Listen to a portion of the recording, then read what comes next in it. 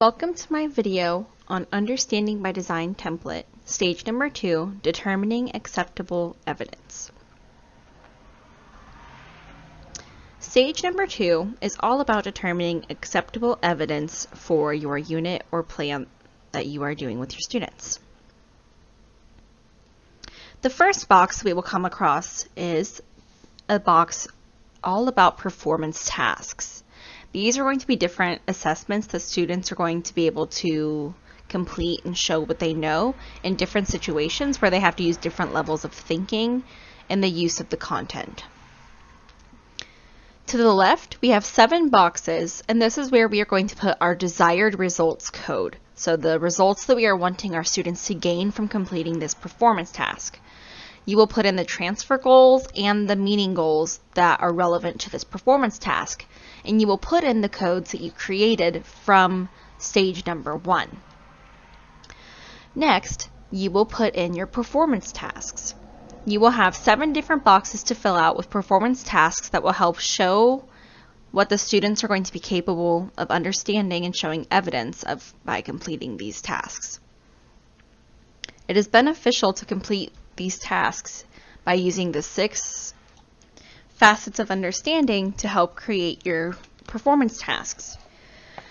The 6 facets of understanding are explain, interpret, apply and adjust, perspective, empathy, and self-knowledge. You will see that there are 7 boxes, so you will have to create a 7th performance task, but you can use another one of the 6 facets of understanding to create that performance task. The next box to the right is evaluative criteria, and this is the criteria that's going to be used in the assessment to help evaluate how the students have shown their desired results.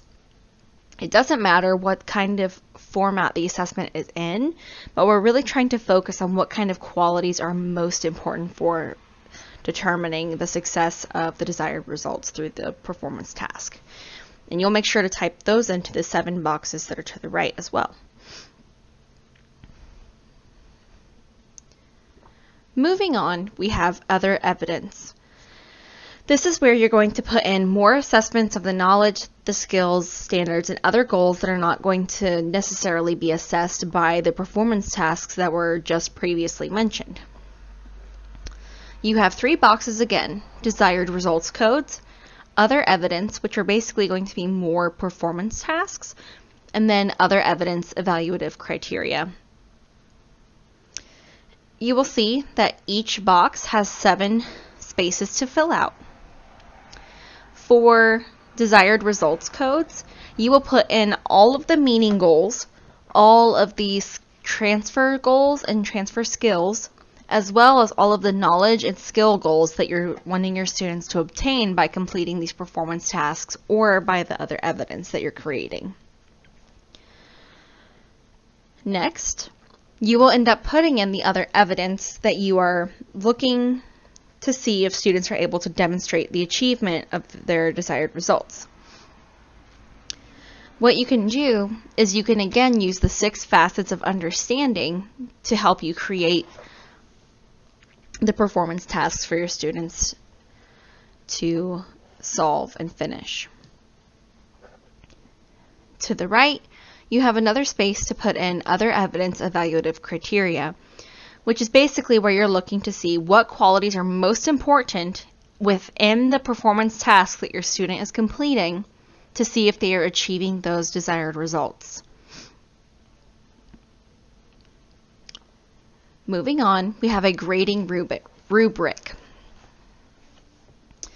This is basically where we are picking one of our performance tasks assessments that we have created, and we are creating a rubric for it.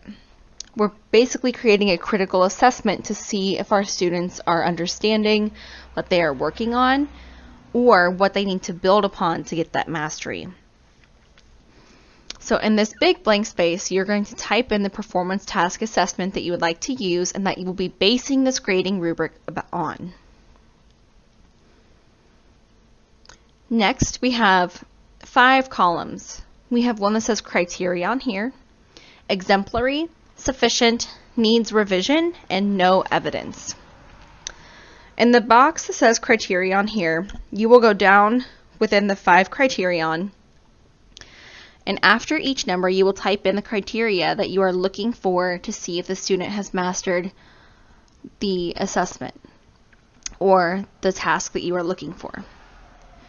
It could be being skilled, being accurate, it could be being proficient, different things that you are looking for to see that the student is being capable of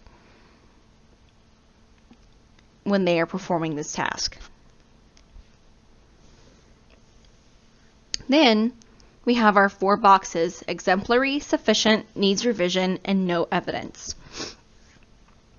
Each criterion has its own space for these different gradings, and you will get to put in the characteristics that are going to be needed to be earned in order to get those grades.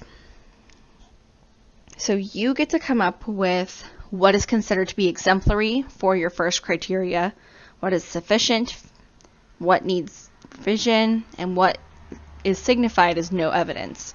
And you will do this for each of your 5 criterion within the 4 boxes. I hope this has helped give you some insight on stage number 2 for the Understanding by Design template. Thank you so much for watching.